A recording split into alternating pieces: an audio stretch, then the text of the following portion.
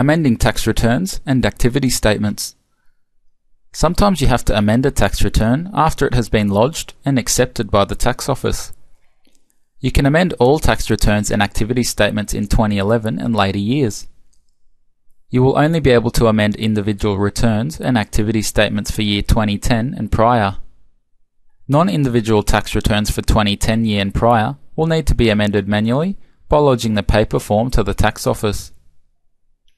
In order to amend an individual return for 2010 and prior, open the form, activate the New button pop-up menu by clicking on the arrow next to the New button. In the pop-up menu, select Tax Forms and then Amendment of Individual Return. This option will only be available if the selected tax return is an individual return and the return status is accepted. Complete the amendment schedule and make the necessary changes to the return. There are some fields in the 2010 and prior amended tax return which are not supposed to be amended. Those fields are disabled in the entry screen of the amendment tax return. If you want to amend 2011 and prior year tax returns, you must complete and lodge an AR form.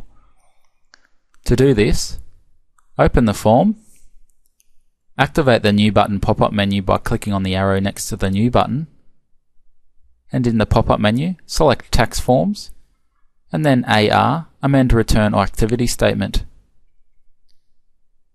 After you have completed the amendment schedule and amended the return, you can lodge it the same way as a normal tax return.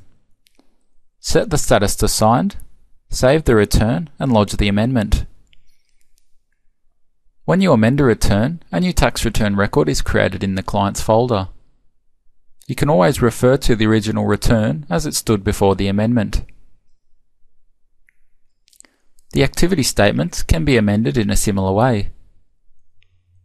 Open an activity statement which was lodged and accepted by the tax office. Activate the New button pop-up menu.